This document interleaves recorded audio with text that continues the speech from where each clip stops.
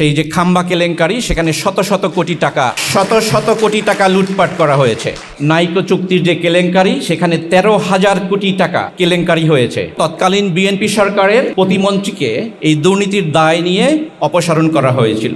এই বিএনপি সরকার, আওয়ামী লীগ সরকার, এরা আসলে এই জ্বালানি খাতে লুটপাট চালিয়েছে গত 25 বছর যাবৎ। সেই এস আলম গ্রুপকে রেড কার্পেট দিয়ে তারেক রহমানের সরকার ওয়েলকাম করছে বাংলাদেশে। তো আমরা যখন জ্বালানি খাতের সমস্যার কথা বলি, আপনি এই summit group, S Alam group, তাদের জন্য রেড কার্পেট আবার এই বাংলাদেশে প্রস্তুত রাখবেন, আর আমরা বলবো এখানে বক্তৃতা দিব আর আমরা জ্বালানি খাতের সংস্কার করব, সেটা অসম্ভব। যে আমাদের জ্বালানির 65 থেকে 70% হচ্ছে আমদানি নির্ভর, এবং আমরা বাংলাদেশ বৎসরে $12 বিলিয়ন আমদানি ব্যয় করে জ্বালানিতে, এবং সেই $12 বিলিয়ন হচ্ছে আমাদের টোটাল বাজেটের 19% বাংলাদেশের বাজেটের। এবং এলএনজি আমরা যেটা আমদানি করি, হাসনাত আবদুল্লাহ বলে গিয়েছে, সেটা হচ্ছে $4 বিলিয়ন পার ইয়ার। এটা হচ্ছে 2025 সালের স্ট্যাটিস্টিক্স। সো $4 বিলিয়ন হচ্ছে আমাদের বাজেটের প্রায় 6%। আমরা সবাই জানি বাংলাদেশের এই 55 বছরে এখন পর্যন্ত আমাদের শিক্ষা খাতে সর্বোচ্চ ব্যয় হয়েছে আমাদের বাজেটের 2.1%। সেখানে আমরা শুধু এলএনজি আমদানিতে ব্যয় করছি বাজেটের 6%। আমাদের ইনস্টল ক্যাপাসিটি 25,000 থেকে 30,000 মেগাওয়াট, অথচ আমাদের প্রতিদিনের লোডশেডিংয়ের ব্যাপারে আপনারা আমার চেয়ে ভালো জানেন, আপনারা ভুক্তভোগী। তো প্রশ্ন হচ্ছে যে আমাদের এত লোডশেডিং কেন? ইনস্টল ক্যাপাসিটির প্রায় অর্ধেক হচ্ছে আমাদের ডিমান্ড। আমি যতটুকু জানি পিক ডিমান্ড হচ্ছে, সর্বোচ্চ রেকর্ড হচ্ছে 17,800 মেগাওয়াট। এর মেইন কারণ হচ্ছে, অনেকেই বলে গিয়েছেন, সেই আমাদের ইনস্টল ক্যাপাসিটি আছে কিন্তু সেখানে বিদ্যুৎ উৎপাদন হচ্ছে না, এবং সেটার কারণ হচ্ছে ওটাকে ব্যবহার করা হচ্ছে দুর্নীতির একটা মেইন সোর্স হিসাবে। তো আমি আমার আজকের আলোচনায় মেইন ফোকাস করব দুর্নীতির দিকটা, কারণ অনেক প্যানেলিস্ট বলেছেন যে আমাদের দুর্নীতির বিষয়ে কম বলা হয়। দুর্নীতির আমি গত 25 বছরের কথা কিছু বলবো। আমি জানি যে এটা কঠিন সত্য কথা, কিছু বলবো আজকে। আমাদের বর্তমান সরকার গুম অধ্যাদেশটাকেও বাতিল করে দিয়েছে। কি উদ্দেশ্যে দিয়েছে সেটা হয়তো আমরা অনুমান করতে পারি, কিন্তু এখানে যদি কোনো গোয়েন্দা সংস্থার লোকজন থাকেন, আপনারা, অনুরোধ থাকলো, আমি যা বলবো আপনারা রিসার্চ করে দেখবেন, তাহলে দেখবেন এর সত্যতা কতটুকু। আমি যদি দুর্নীতি শুরু করতে চাই, গত 17 বছরের এই ক্যাপাসিটি পেমেন্টের জন্য প্রতি বছর আমাদের 16,000 কোটি টাকা অপচয় হয়েছে, এবং টোটাল গত সরকারের সময় $7.2 বিলিয়ন অপচয় হয়েছে। এটা অপচয় আমি বলছি না, এটা আসলে এর অধিকাংশই দুর্নীতি হয়েছে। এবং এখানে যেটা হয়েছে, ইলেকট্রিক সেক্টরে, বিদ্যুৎ সেক্টরে, পলিটিশিয়ান, ব্যুরোক্র্যাট এবং বিজনেস, এই 3টা সেক্টর মিলে একটা কলিউশন করে বেসিক্যালি এই বিলিয়ন তারা লুটপাট করেছে। এবং আপনারা জানেন, সার্জিস আলম উল্লেখ করেছে, রূপপুর প্রকল্পে আমরা জানি যে সেখানে শেখ পরিবারের $5 বিলিয়ন অনিয়মের অভিযোগের তদন্ত চলছিল, কিন্তু আমার সন্দেহ আছে যে এই তদন্ত আদৌ এই সরকারের সময় চলবে কিনা। এই সরকারের যে সিমটম, তাতে মনে হচ্ছে না এই তদন্ত আর আগাবে।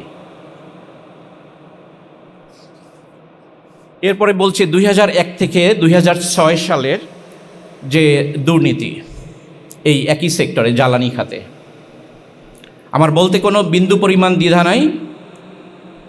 হাওয়া ভবনের ছত্রছায়ায় আপনারা সবাই জানেন, সেই যে খাম্বা কেলেঙ্কারি, সেখানে শত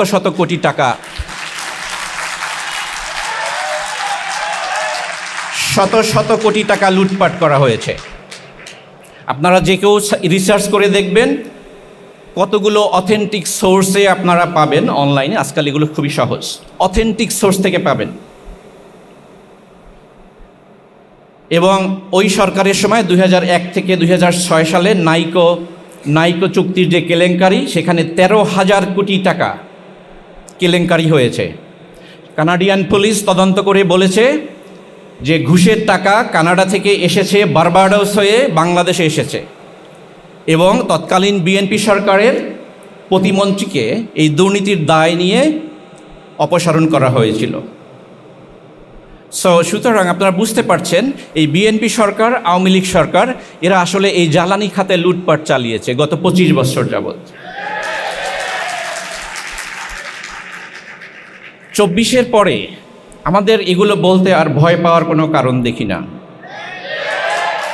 তাহলে দেশ আগাবে না, তাহলে আর এই দেশে হাদিরা জন্মাবে না।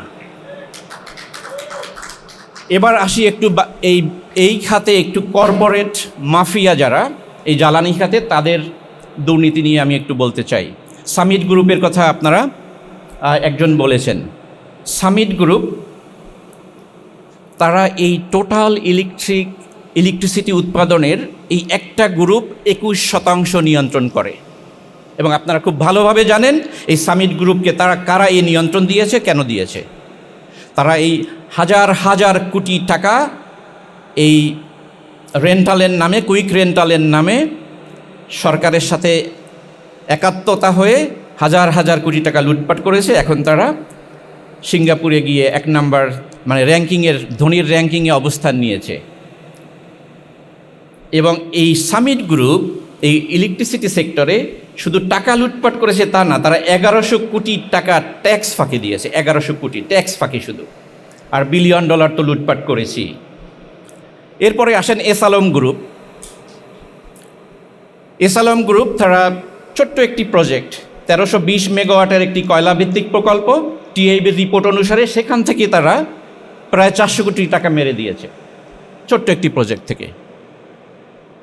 এবং আপনারা জানেন তারা ভুয়া 184টি ভুয়া ইনভয়েস দেখিয়ে কোনো কিছু ইম্পোর্ট না করে ভুয়া ইনভয়েস দেখিয়ে 10,000 কোটি টাকা পাচার করেছে। সেই এস আলম গ্রুপকে রেড কার্পেট দিয়ে তারেক রহমানের সরকার ওয়েলকাম করছে বাংলাদেশে। তো আমরা যখন জ্বালানি খাতের সমস্যার কথা বলি, আপনি এই summit group, S Alam group, তাদের জন্য রেড কার্পেট আবার এই বাংলাদেশে প্রস্তুত রাখবেন, আর আমরা বলবো এখানে বক্তৃতা দিব আর আমরা জ্বালানি খাতের সংস্কার করব, সেটা অসম্ভব। এটা শুধু বক্তৃতা হবে আর এই ধরনের কনভেনশন হবে, আর কিছুই হবে না। সুতরাং আমি বলতে চাচ্ছি যে জ্বালানি খাতের যে সমস্যা, এটার যদি সমাধান করতে হয়, আমাদের প্রথমে দুর্নীতির সমস্যার সমাধান করতে হবে। কোশ্চেন হচ্ছে যে এটা তো বলা খুব সহজ, আমরা সবাই বলতে পারি, এখানে বাংলাদেশে সবাই বলতে পারে, সবাই জানে সবচেয়ে বড় সমস্যা হচ্ছে দুর্নীতি। দুর্নীতির সমাধান কি করে হবে? দুর্নীতির সমাধান আমি মনে করি ব্যক্তিগতভাবে গত 55 বছরে যাদের দ্বারা হয়নি, দুর্নীতির সমাধান তাদের দ্বারা ভবিষ্যতেও হবে না। দুর্নীতির সমাধান করতে হলে আমরা এনসিপির দিকে এখন তাকিয়ে আছি।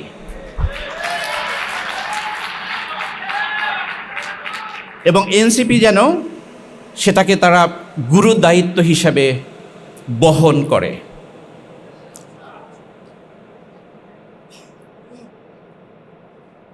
এবং এই দুর্নীতির ব্যাপারে যেটা হবে যে আপনাদের এই বক্তৃতা অথবা সেমিনার দিয়ে দুর্নীতি হবে না, যেটা করতে হবে এনসিপির যে স্পিরিট, 24-এর যে স্পিরিট, শহীদ ওসমান হাদির এই আধিপত্যবাদ বিরোধীদের স্পিরিট, সেটাকে কাজে লাগাতে হবে দুর্নীতিকে কমাতে হলে। আমরা যখন দেখি যে এস আলমদের জন্য রেড কার্পেট রেডি করা হচ্ছে, আবার তাদেরকে ব্যাংকগুলো ফিরিয়ে দেওয়া হচ্ছে, এটার জন্য বক্তৃতা দিয়ে এই সমস্যার সমাধান এই বাংলাদেশে হবে না, কারণ 55 বছরে হয়নি বক্তৃতা দিয়ে। আমার এনসিপি নেতাদের কাছে অনুরোধ থাকলো, এই দুর্নীতির বিষয়টা আমাদেরকে আসলে শক্ত হাতে, সেটা সংসদের ভিতরে তারা চেষ্টা করছে, আমি ওয়েলকাম করি, এবং এই দুর্নীতির ব্যাপারে যদি প্রয়োজন হয় এটা রাস্তায় আমাদেরকে আবার যেতে হবে। আমরা আপনাদের সাথে আছি। আমি ব্যক্তিগতভাবে বলতে চাই, আগস্ট মাসের 3 তারিখ নাহিদ ইসলাম এবং হাসনাত আবদুল্লাহ আমাকে শহীদ মিনারে 1 দফা ঘোষণার সময় বলেছিল যে স্যার কিছু বলেন। আমি সেদিন দাঁড়িয়ে 3রা আগস্ট আমি শেখ হাসিনার এবং হত্যাকারী সকল আর্মি অফিসার এবং পুলিশ অফিসারদের বিচার চেয়েছিলাম। আমি আশ্বস্ত করছি আমি আপনাদের সঙ্গে ভবিষ্যতেও থাকব। যদি প্রয়োজন হয় আমি কানাডা থেকে আবার ফ্লাই করে এসে আপনাদের সঙ্গে আবার রাস্তায় দাঁড়াবো। সেই এস আলম গ্রুপকে রেড কার্পেট দিয়ে তারেক রহমানের সরকার ওয়েলকাম করছে বাংলাদেশে। তো আমরা যখন জ্বালানি খাতের সমস্যার কথা বলি, আপনি এই summit group, S Alam group তাদের জন্য রেড কার্পেট আবার এই বাংলাদেশে প্রস্তুত রাখবেন, আর আমরা বলবো এখানে বক্তৃতা দিব আর আমরা জ্বালানি খাতের সংস্কার করব, সেটা অসম্ভব। সিরিয়াসলি নেয়, চিন্তা করে। ওয়াস্ট টু এনার্জি হচ্ছে আমাদের বাংলাদেশে প্রতিদিন 25,000 থেকে 30,000 টন বর্জ্য উৎপাদন হয়। শুধু ঢাকা শহরে 6,000 থেকে 7,000 টন বর্জ্য উৎপাদন হয়। এবং এই শুধু ঢাকা শহরের যে বর্জ্য উৎপাদন হয়, এইটাকে যদি আমরা এনার্জিতে কনভার্ট করি, সেটা ডেইলি 300 থেকে 400 মেগাওয়াট। আমাদের কিন্তু লোডশেডিং হয় 1.5 থেকে সম্ভবত 2,000 মেগাওয়াট। অর্থাৎ আমাদের যে টোটাল বর্জ্য উৎপাদন হয় ডেইলি, এইটাকে যদি আমরা এনার্জিতে কনভার্ট করতে পারি, আমাদের যে টোটাল লোডশেডিং তার 80 থেকে 90% শুধু এটা থেকেই সমাধান করা সম্ভব।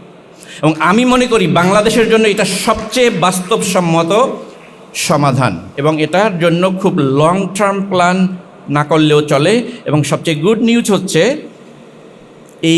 এই সেক্টরে বিশ্বকে নেতৃত্ব দিচ্ছে চায়না। স্যার আরও ভালো জানবে, চায়নার এই বর্জ্য উৎপাদন থেকে এনার্জির 300-র বেশি প্ল্যান্ট আছে, 300-র বেশি।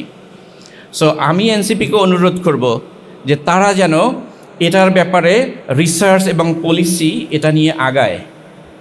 এবং আমি জানি যে এনসিপির একটা রিসার্চ অ্যান্ড পলিসি ডিভিশন শুরু হয়েছিল, কিন্তু সেটা আনফর্চুনেটলি এখনও ওভাবে অ্যাক্টিভ হয়নি। আমি কিছুটা কারণও জানি, কিন্তু আমি অনুরোধ করব এখন সময় হয়েছে এটা যেন অ্যাক্টিভ করা হয়। এবং আরেকটা সুখবর বলবো এনসিপির জন্য, আমি যখন কানাডা থেকে আসছিলাম সপ্তাহখানেক আগে, আমি ইউনিভার্সিটি অফ ব্রিটিশ কলাম্বিয়ার শিক্ষক, কুইন্স ইউনিভার্সিটির একজন প্রফেসর আমাকে ফোন করেছে, বাংলাদেশি, বলেছে সে দেশের জন্য কিছু করতে চায়।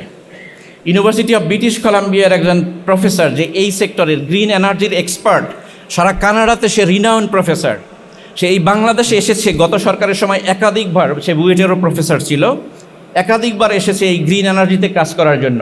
যতবার এসেছে পারপাসফুলি বাধা সৃষ্টি করে আবার হতাশ হয়ে দেশে ফিরে গেছে। আমি আসার আগে তার সাথে আলাপ করেছি, উনি এই সেক্টরে এক্সপার্ট।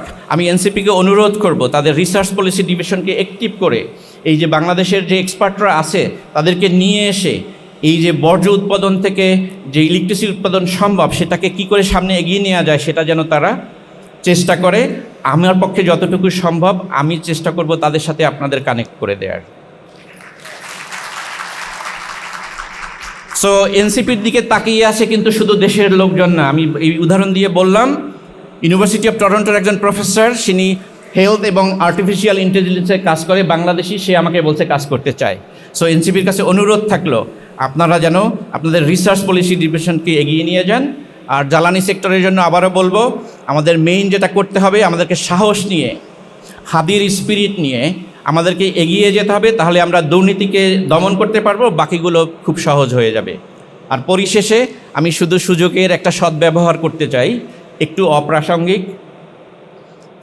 হাদি হত্যার বিচার নিয়ে এনসিপির এখানে সকল সেন্ট্রাল লিডাররা আছেন, আপনাদের কাছে আমার হাত জোর অনুরোধ থাকলো, হাদি হত্যার বিচারের দাবি আমার কাছে মনে হচ্ছে আস্তে আস্তে ম্লান হয়ে যাচ্ছে। হাদি হত্যাকারীকে ধরা হয়েছে, সেটাকে নিয়ে কেন আমাদের ভারতের মাসের পর মাস গবেষণা করতে হবে? এনসিপির নেতাদের কাছে অনুরোধ থাকলো হাদি হত্যার বিচারকে যেন তারা ত্বরান্বিত করে। ধন্যবাদ সবাইকে।